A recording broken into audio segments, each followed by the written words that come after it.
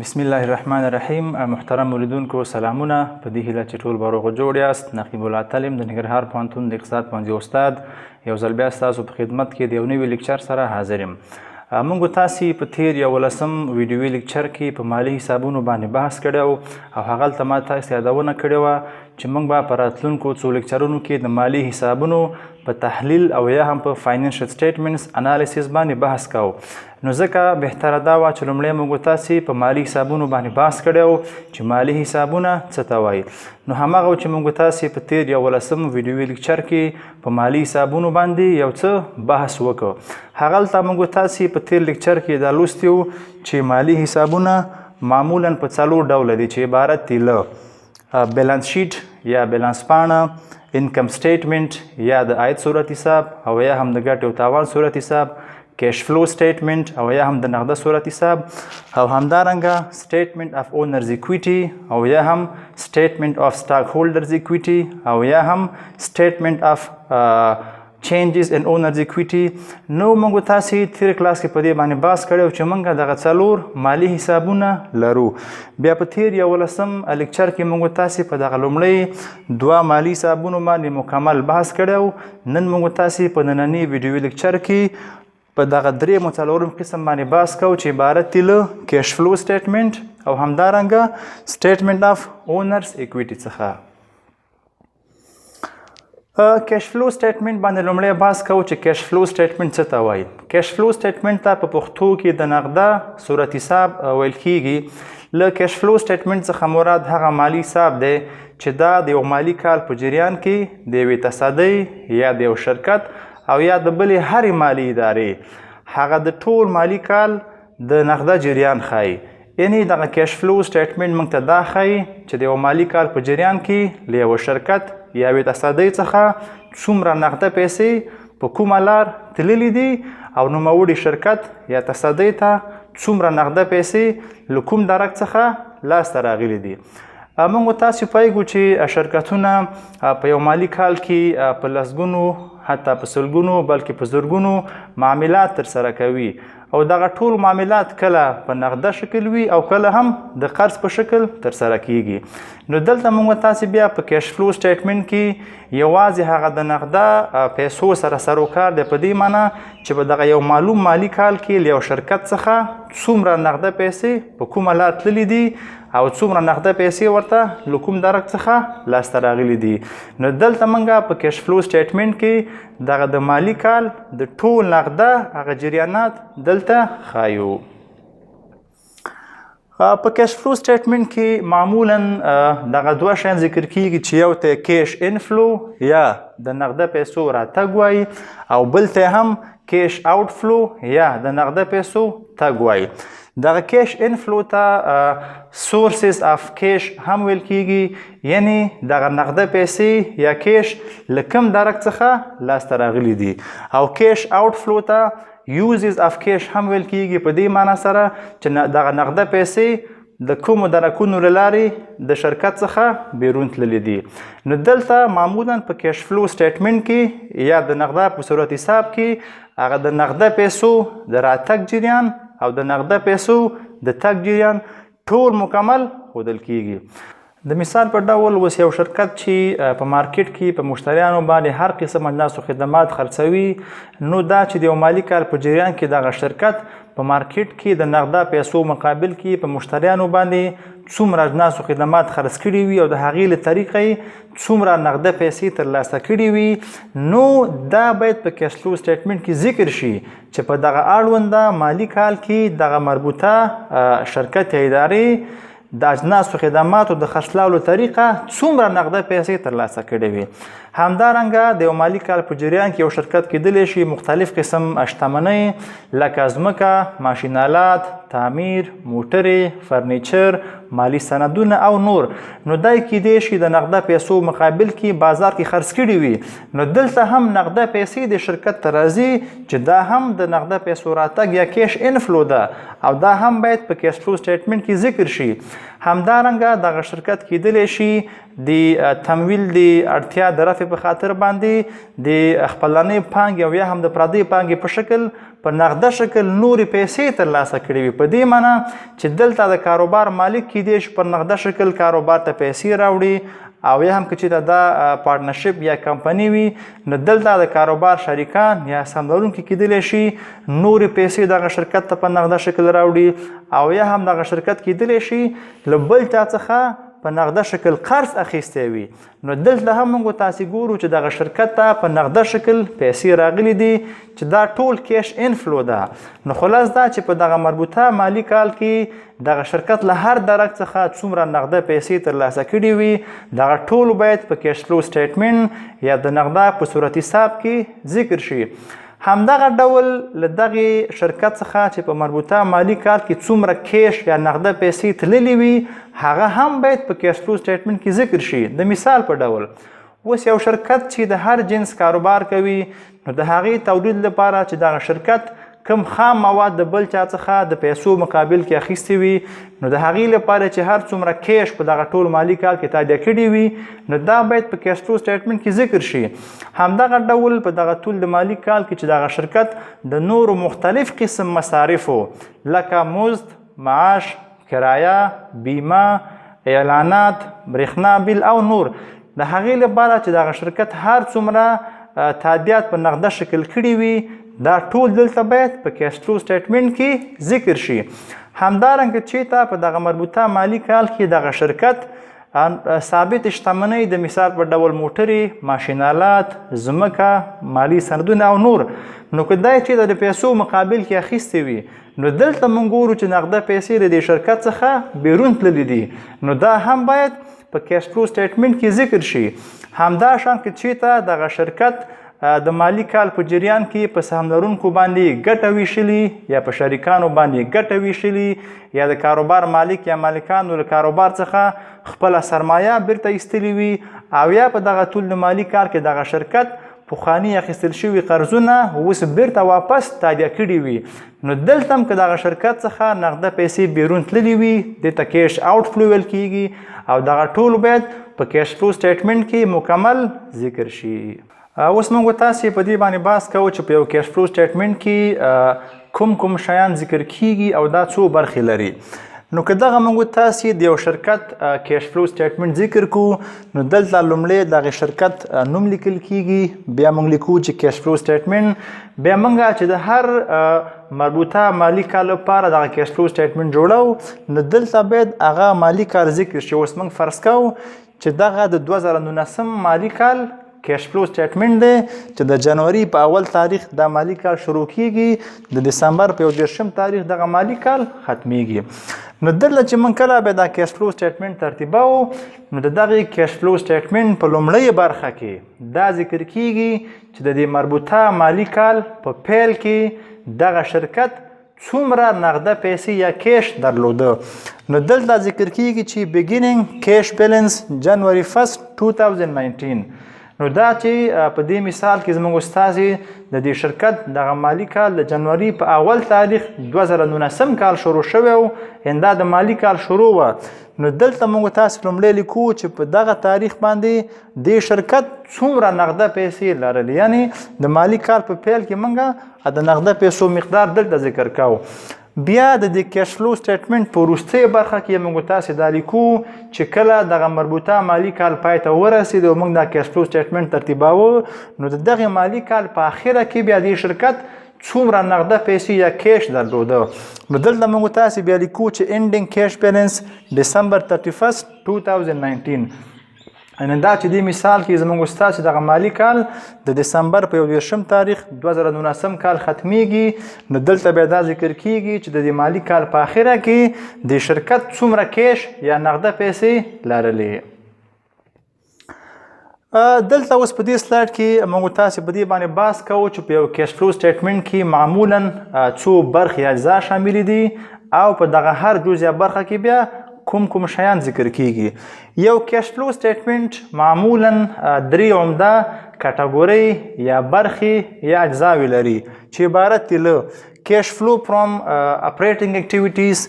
یا د عملیاتي فعالیتونو څخه د نغده پیسو جریان، همدارنګه کیش فلو فرام انویسټینګ اکټیویټیز یا د پانګه اچونې د فعالیتونو د نغده پیسو جریان، او همدارنګه کیش فلو فرام فاینانسینګ اکټیویټیز یا د تمویل له فعالیتونو څخه د نغده پیسو جریان. مخکې موږ تاسې په دې باندې بحث وکړو چې په یو کیش فلو سټیټمنټ کې موږ تاسې د یو کاروبار د یو مربوطه مالي کال د نغده پیسو ټول جریان مکمل ښایو. نو دا چې اوس دغه کاروبار ته په ټول مالي کال کې څومره نغده پیسې له کوم درک څخه راغلي دي او څومره نغده پیسې په کومه لار تللي دي، نو دلته موږ دغه د نغده پیسو جریانات په دغه 3 عمده برخو باندې ویشو چې اوس موږ تاسې په دغه یو باندې بحث کوو چې په دغه هر بخش کې بیا څه شی ذکر کیږي. لومړی په دې بحث کوو چې په دې اپریټینګ اکټیویټیز کې څه شی ذکر کیږي. یو شرکت یا تصدي چې هغه اصلي کاروبار یې هر شی وي، یعنی دغه شرکت چې هر ډول اجناس او خدمات په مارکیټ کې مشتریانو ته عرضه کوي، نو دغه شرکت چې په دغه ټول مالي کال کې د اجناس او خدماتو د خرڅلاو له لارې، البته د نغده خرڅلاو له لارې چې دغه شرکت هر څومره نغده پیسې یا کیش ترلاسه کړی وي، نو دلته په اپریټینګ اکټیویټیز کټګوري کې بیا هغه ذکر کیږي چې په دغه مربوطه مالي کال کې دغه شرکت د څومره نغده پیسو په ارزښت اجناس او خدمات په مارکیټ کې په مشتریانو باندې خرڅ کړي وو. همدارنګه په دغه مربوطه مالي کال کې چې دغه شرکت بیا څومره مصارف ترسره کړي وي، که هغه د خام موادو خریداري وي، که کارمندانو ته د مزد و معاش تادیه وي، او همدارنګه د تعمیر د کرایې، د بیمې، د برېښنا د بیل، د تیلو د مصرف او نور مختلف قسم مصارف او تادیه وي، نو که دغه ټول مصارف دغه شرکت په نغده شکل تادیه کړی وي، نو دلته هم موږ تاسې ګورو چې دغه شرکت څخه نغده پیسې تللي وي. نو دغه شرکت چې په ټول مالي کال کې د هر څومره مصارفو د تادیې لپاره نغده پیسې ورکړي وي، نو هغه ټول دلته د اپریټینګ اکټیویټیز په کټګوري کې ذکر کیږي. اوس په دې باندې بحث کوو چې په انویسټینګ اکټیویټیز کې څه شی ذکر کیږي. دلته په دغه ټول د مالي کال کې چې دغه مربوطه شرکت یا ادارې هر څومره شتمنۍ خرڅې کړي وي او هر څومره شتمنۍ یې اخیستې وي، نو که د هغې د خرڅلاو او یا خرید د طریقه له شرکت ته نغده پیسې راغلي وي او یا له دې شرکت څخه نغده پیسې تللي وي، نو دغه د شتمنیو د خرڅلاو او د شتمنیو د خرید له وجې چې د نغده کوم جریان رامنځته کیږي، هغه ټول دلته په انویسټینګ اکټیویټیز کې ذکر کیږي. د مثال په ډول که په دغه مربوطه مالي کال کې یو شرکت ځینې شتمنۍ لکه ځمکه، ماشینالات، تعمیرونه، فرنیچر، موټرې او یا هم د نورو شرکتونو له لوري نشر شوي مالي سندونه هغه د پیسو مقابل کې واخلي، نو دلته موږ ګورو چې له دې شرکت څخه نغده پیسې تللي دي، نو دا ټول دلته د انویسټینګ اکټیویټیز په کټګوري کې ذکر کیږي. او همدغه شان که چېرته بیا همدغه شرکت دغه یاد شتمنۍ د پیسو مقابل کې په بل چا باندې خرڅ کړي وي، نو معنا به دا شي چې دلته بیا دغه شرکت نه په نغده شکل د دغه شتمنیو د خرڅلاو له طریقه پیسې ترلاسه کړي دي، نو هغه هم دلته باید په انویسټینګ اکټیویټیز کې ذکر شي. اوس په دې باندې بحث کوو چې په فاینانسینګ اکټیویټیز کټګوري کې څه ذکر کیږي. موږ تاسې په دې باندې په پخوانیو لیکچرونو کې بحث کړی دی چې یو شرکت د تمویل د اړتیا د رفع په خاطر باندې کولی شي د خپلنۍ پانګې او یا هم د پردۍ پانګې په شکل پیسې ترلاسه کړي. اوس که چېرته په دغه مربوطه مالي کال په جریان کې دغه شرکت د خپلنۍ پانګې په شکل او یا هم د پردۍ پانګې په شکل نغده پیسې ترلاسه کړي وي، په دې معنی که دغه د کاروبار مالک یا مالکانو یا شریکانو په ټول د مالي کال کې نوره سرمایه په نغده شکل کاروبار ته راوړي وي او یا هم دغه شرکت د قرضې په شکل له یو سوداګریز بانک او یا نورو ادارو څخه پیسې ترلاسه کړي وي، نو دلته که په دغه وخت کې نغده پیسې کاروبار ته راغلي وي، نو دا د فاینانسینګ اکټیویټیز په کټګوري کې ذکر کیږي. همدغه شان که چېرته بیا په دغه مربوطه مالي کال کې دغه شرکت پخواني اخیستل شوي پورونه واپس تادیه کړي وي، نو دلته موږ ګورو چې له دې شرکت څخه نغده پیسې واپس تللي دي او یا هم د کاروبار مالک یا مالکانو په دغه مربوطه مالي کال په جریان کې له شرکت څخه یو اندازه سرمایه په نغده شکل واپس ایستلی وي او یا هم دغه د مربوطه مالی کال په جریان کې دغه شرکت په شریکانو یا سهامدارونکو باندې د توزیع شوي ګټې په شکل باندې ګټه ویشلې وي. نو دلته اوس موږ تاسې ګورو بیا چې له دې شرکت څخه په نغده شکل پیسې تللې دي. نو دغه د تمویل مربوط چې د نغده هر څومره جریانات وي دغه ټول دلته باید په کیش فلو سټیټمنټ کې د فاینانسینګ اکټیویټیز په کټګورۍ کې ذکر شي. نو اوس کله چې موږ تاسې د مالی کال په اخره کې دغه کیش فلو سټیټمنټ یا دغه د نغده صورت حساب ترتیبو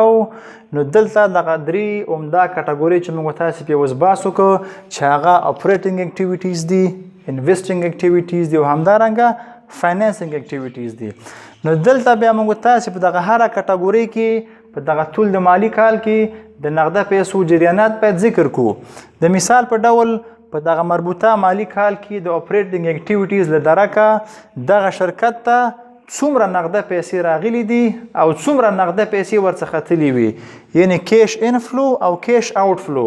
هغه دلته باید د اپریټینګ اکټیویټیز په کټګورۍ کې ذکر شي. نو چې څومره نغده پیسې راغلي وي هغه ټول جمع کیږي او چې څومره نغده پیسې تللي وي هغه ټول منفي کیږي. دلته بیا موږ تاسې دا ګورو چې د اپریټینګ اکټیویټیز له درکه په مربوطه مالی کال کې د شرکت ته څومره کیش راغلی او له دې شرکت څخه څومره کیش تللی دی. نو د هغې دواړو تفاوت چې هر شی و، یعنی کیدای شي ډیر کیش راغلی وي، کیدای شي ډیر کیش تللی وي. نو د هغې چې بیا هر شی تفاوت و هغه موږ تاسې بیا لاندې لیکو چې د اپریټینګ اکټیویټیز له درکه په دغه مربوطه مالی کال کې ډیر کیش راغلی که ډیر کیش تللی دی. نو دلته موږ تاسې بیا لیکو چې نیټ کیش پرووایډډ اور یوزډ بای اپریټینګ اکټیویټیز، یعنی د عملیاتي فعالیتونو له وجې په دغه مربوطه مالی کال کې اوس موږ تاسې ډیر کیش لاسته راوړی که ډیر کیش هم د لاسه ورکړی دی. نو دلته موږ تاسې هغه د پیسو د راتګ او د پیسو د تګ تفاوت دلته ذکر کوو. په همدغه څیر موږ تاسې بیا په انویسټینګ اکټیویټیز او همدارنګه په فاینانسینګ اکټیویټیز کې هم دغه د نغده جریانات یو ګورو، په دې معنی چې په دغه مربوطه مالی کال کې د پانګه اچونې د فعالیتونو له وجې د شرکت ته څومره نغده پیسې راغلي او څومره نغده پیسې تللي، یعنی د نغده پیسو راتګ یا کیش انفلو،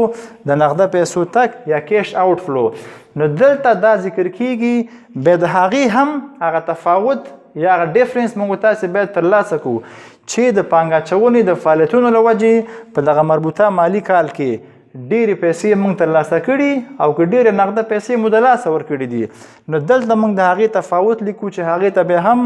موږ وایو چې نیټ کیش پرووایډډ آر یوزډ بای انویسټینګ اکټیویټیز، یعنی د پانګه اچونې د فعالیتونو له وجې موږ تاسې اوس نغده پیسې لرو ډېرې که نغده پیسې هم د لاسه ورکړي دي. په همدغه څیر موږ تاسې بیا د تمویل فعالیتونو کې هم دا ګورو چې څومره نغده پیسې راغلي دي او څومره نغده پیسې تللي دي او د هغې تفاوت شی دی. دلته باید دا ټول مکمل ذکر شي. او په اخره کې بیا موږ تاسې ګورو چې په دغه روان مربوطه مالی کال کې د دغه درې عمده فعالیتونو چې اپریټینګ اکټیویټیز دي، انویسټینګ اکټیویټیز دي او فاینانسینګ اکټیویټیز دي، د دې درې واړو له طریقه اوس موږ تاسې په اخره کې مثبت کیش لرو که منفي، په دې معنی چې موږ ډیر کیش لاسته راوړی او که ډیر کیش هم د لاسه ورکړی دی. نو دلته موږ تاسې بیا لیکو چې په دغه روان مربوطه مالی کال کې اوس نغده پیسې ډیرې شوي او که نغده پیسې کمې شوي دي او په اخره کې موږ تاسې بیا دغه د کیش وروستی بیلانس لیکو چې موږ د دې مالی کال په اخره کې څومره کیش له ځانه سره لرو. اوس موږ تاسې په دغه یو ساده مثال باندې بحث کوو چې دغه موږ د یو شرکت یو کیش فلو سټیټمنټ فرض کوو او په دې کې دا ګورو چې موږ دغه د مختلفو فعالیتونو له وجې څومره کیش لاسته راوړی او څومره کیش مو د لاسه ورکړی. نو دغه که د یو شرکت کیش فلو سټیټمنټ وي نو په لومړي قدم کې موږ تاسې لیکو چې د مالی کال په شروع کې د شرکت څومره کیش لرلو. نو بیګیننګ کیش بیلنس جنوري 1 2019 3 لکه، د مالی کال په شروع کې د شرکت سره په نغده شکل 3 لکه ډالر فرض کوو دا وي. اوس موږ دغه درې کټګورۍ لرو، اپریټینګ اکټیویټیز، انویسټینګ اکټیویټیز او فاینانسینګ اکټیویټیز، چې د هر کټګوري کې موږ تاسو بیا د نغده پیسو راتګ او د نغده پیسو تګ لرو چې اوس موږ په هر یو باندې باس کوو. اوس په اپریټینګ اکټیویټیز کې موږ تاسو لرو چې کیش ریسیوډ فرام کسټمرز، یعنی موږ د مشتریانو څخه دغه نغده پیسې ترلاسه کړي او د هغې ارزښت فرض مثال 10 لکه، او بل د کیش پیډ ټو د سپلایرز، یعنی کله چې موږ له سپلایر څخه له عرضه کوونکي څخه خام مواد اخیستي وي نو هغې ته موږ څومره کیش ورکړی دی، هغه فرض مثال 10 لکه دی. نو چې چېرته موږ ته کیش راغلی وي هغه موږ تاسې مثبت نیسو، او که له موږ څخه نغده پیسې تللي وي هغه موږ تاسې بیا منفي کوو. همدغه شان کیش پیډ فور ادر ایکسپنسز، یعنی نور مختلف قسم مصارف چې موږ تاسې په دغه مالي کال کې ترسره کړي وي او له هغې لپاره موږ کیش تادیه کړی وي نو د هغې ارزښت فرض مثال 2 لکه دی. نو دلته موږ تاسې ګورو چې د اپریټینګ اکټیویټیز په کټګورۍ کې موږ ته 10 لکه کیش راغلی او 12 لکه کیش تللی دی، یعنی 10 جمع 2 12 لکه. نو اوس موږ ګورو چې په مجموع کې د اپریټینګ اکټیویټیز له درکه څومره کیش موږ لرو. نو دا چې 10 لکه کیش راغلی او 12 لکه کیش تللی نو د هغې تفاوت 8 لکه شو. نو موږ لیکو چې د اپریټینګ اکټیویټیز له درکه موږ 8 لکه روپۍ په نغده شکل ترلاسه کړي دي. همدغه شان په انویسټینګ اکټیویټیز کې موږ تاسې اوس دا ګورو چې دغه شرکت په دغه مربوطه مالي کال کې ځینې شتمنۍ خرڅې کړي او ځینې شتمنۍ اخیستې دي. نو سیل اف اسیټس یا د شتمنیو خرڅلاو له طریقه دوی 15 لکه ډالر لاسته راوړي، او پرچیز اف اسیټس یا د شتمنیو د خرید له طریقه له دوی څخه 10 لکه ډالر تللي دي. نو دلته موږ تاسې ګورو چې د پانګه اچونې په فعالیتونو کټګورۍ کې اوس 15 لکه ډالر کیش راغلی او 10 لکه ډالر کیش تللی، نو طبعا لږې نغده راغلي او ډېرې نغده تللی دي. نو د هغې چې کوم تفاوت راوځي هغه اوس منفي 15 لکه دی. نو دلته بیا موږ کولی شو دغه منفي په بریکټ یا قوسونو کې ونیسو. همدغه شان که موږ تاسې اوس فاینانسینګ اکټیویټیز ته راشو نو دلته معلومیږي چې دغه شرکت په دې مالي کال کې قرضونه اخیستي دي، نو لونز ریسیوډ، یعنی دوی چې کله قرض اخیستی نو طبعا نغده پیسې به ترلاسه کړي وي. نو په دغه مربوطه مالي کال کې د شرکت د 15 لکه په ارزښت نغده پیسې د قرض له طریقه لاسته راوړي دي. او همدارنګه په دغه مربوطه مالي کال کې د شرکت بیا په حساب لرونکو شریکانو باندې ګټه ویشلې، نو ډیویډنډز پیډ یا توزیع شوې ګټه. نو دلته بیا د 3 لکه ډالر په ارزښت د شرکت څخه نغده پیسې وتې دي. نو دلته موږ ګورو چې دغه تمویل فعالیتونو کې 15 لکه کیش راغلی او 3 لکه تللی چې د هغې تفاوت اوس مثبت 2 لکه کیږي. نو دلته موږ په دغه شکل د دې هرې کټګورۍ هغه د کیش تفاوت راوباسو. نو اوس موږ ګورو چې په یو صورت کې 8 لکه کیش راغلی، په بل کې 15 لکه کیش منفي دی، په بل کې 2 لکه کیش مثبت دی. نو 8 منفي 15 3 لکه او 3 لکه او 2 لکه 15 لکه. په دې معنی چې په دغه روان مربوطه مالي کال کې د 15 لکه په ارزښت کیش اضافه شوی دی. نو دلته موږ تاسې لیکو چې انکریز ان کیش، په دې معنی چې په دغه تیر شوي مالي کال کې په نغده پیسو کې څومره زیاتوالی راغلی نو هغه 15 لکه شو. نو دا چې د مالي کال په شروع کې هغه د کیش ټول مقدار 3 لکه او د مالي کال په جریان کې 15 لکه نور زیات شو. نو چې دا 15 هغه 3 سره جمع شي 8 لکه به شي. معنا بیا دا شي چې د دې مالي کال په اخره کې دغه شرکت 8 لکه ډالر یا د نغده یا کیش په شکل باندې له ځان سره لري.